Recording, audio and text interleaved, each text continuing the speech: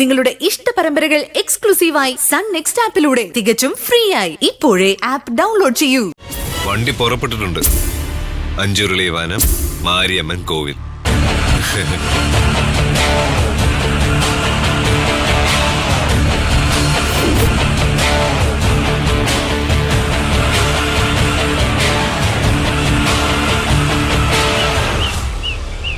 പെടപ്പെടക്കല്ലടി, നിന്നെ ഞാൻ ഇന്ന് കറി വെക്കുമല്ലോടാ.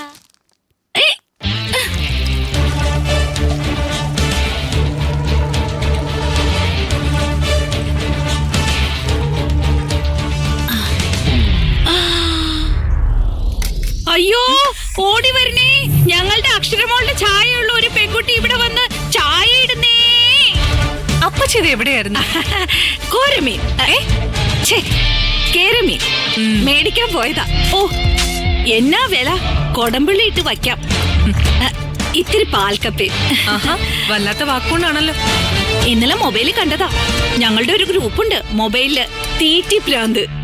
അതിന്ന് റെസിപ്പി ഒപ്പിച്ചു. ആ പേര് കറക്റ്റാ. അല്ല, എന്തു പറ്റി അടുക്കള കയറി ചായയൊക്കെ ഇടാൻ? ഞാൻ പുറത്തെങ്ങാനും പോയി നോക്കണോ? കാക്ക എങ്ങാനും മലന്ന് പറക്കണ്ടോ?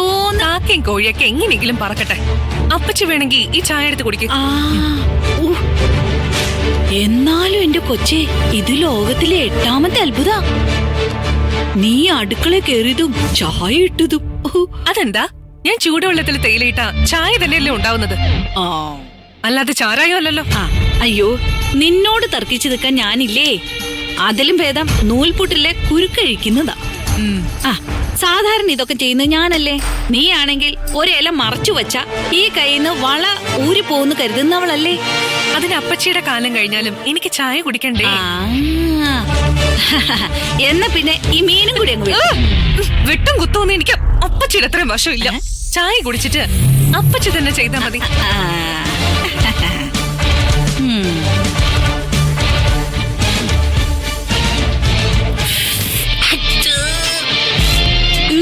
കാടി വെള്ളത്തിൽ പഞ്ചസാര ഇട്ട പോലെ ഉണ്ട്. ഇത് സെൻട്രൽ ജയിലിൽ സപ്ലൈ ചെയ്യണം, കഠിന തടവിന്റെ ഭാഗമായിട്ട്.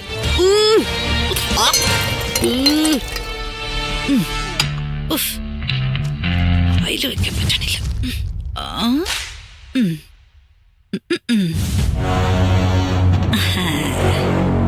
ഹോ, എങ്ങനെ നീന്തുടിച്ചു കിടന്ന മീനുകളാ.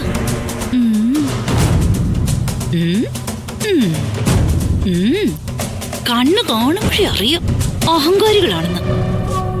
ചുമ്മാതല്ല വല കുടുങ്ങിയത്. അഹങ്കാരികളെല്ലാം വല കുടുങ്ങും. അവരുടെ അവസാനം ആരെങ്കിലും വീശുന്ന വലയിലായിരിക്കും. ഇവളുടെ അവസാനം അത് തന്നെ. ചായ ഇടൽ എന്തോ ഒന്നിന്റെ തുടക്കം.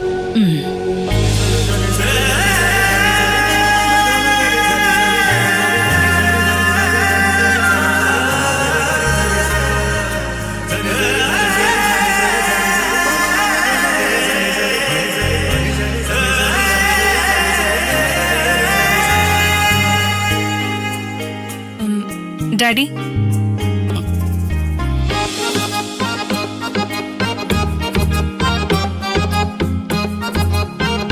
എന്റെ ഡാഡി ഞാൻ തന്നെയാ.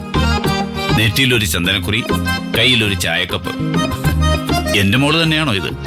അതെ, മായമ്മയുടെ മോൾ തന്നെ. മായ ജയശങ്കറിന്റെ മോൾ.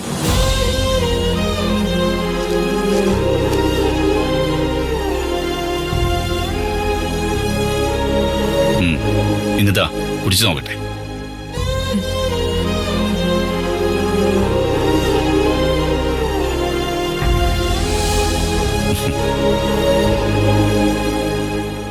പിന്നെ ഇന്നത്തെ ദിവസം തന്നെ നീ എനിക്ക് ചായ ഇട്ട് തന്നതിൽ സന്തോഷമുണ്ട്.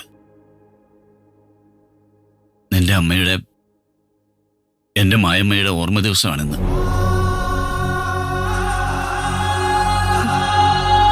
ഞാൻ ഡാഡി, ഞാനത് ഓർത്തില്ല.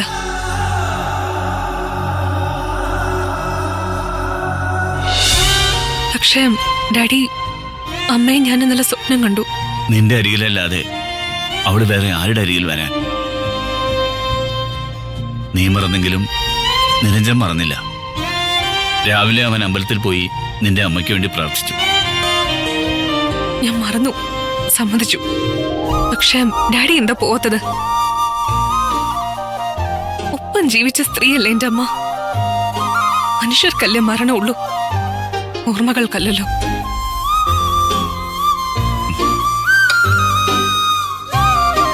മായ, എന്റെ മായമ്മ.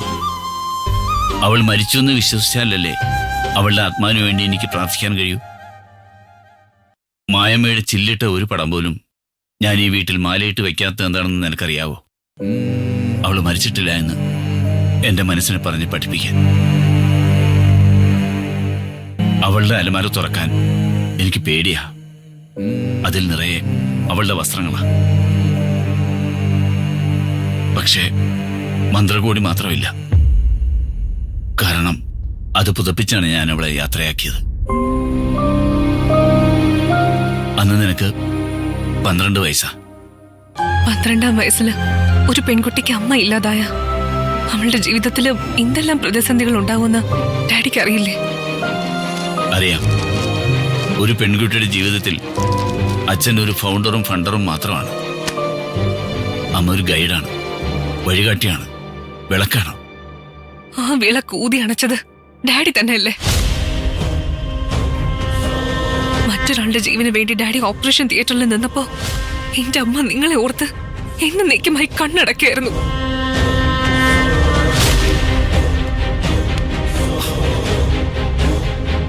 ഒരു ജീവന്റെ നാളം അണയാതിരിക്കാൻ ഞാൻ ഓപ്പറേഷൻ തിയേറ്ററിൽ നിൽക്കേണ്ടി വന്നു. അല്ലാതെ വേറെ നിവൃത്തിയില്ലായിരുന്നു. ഒരു ഡോക്ടർ എന്ന നിലയിൽ എന്റെ കടമയാണത്. ഓപ്പറേഷൻ ടേബിളിൽ കിടക്കുന്ന രോഗിയുടെ കുടുംബത്തെക്കുറിച്ച് മാത്രമായിരുന്നു എന്റെ ചിന്ത. അതിന് എനിക്ക് ബലി കൊടുക്കേണ്ടി വന്നത് എന്റെ കുടുംബത്തെ. അവിടെ ഞാനൊരു പ്രാണൻ രക്ഷിച്ചപ്പോ പകരം എന്റെ ഭാര്യയുടെ പ്രാണനെടുത്ത് കോമ്പൻസേറ്റ് ചെയ്തു. ഞാൻ ഓടിയെത്താൻ താമസിച്ച ആ 20 മിനിറ്റ് ഉറക്കത്തിലും എന്നെ നീറ്റുന്ന ഓർമ്മയാണ്. നഷ്ടം എനിക്ക് മാത്രം.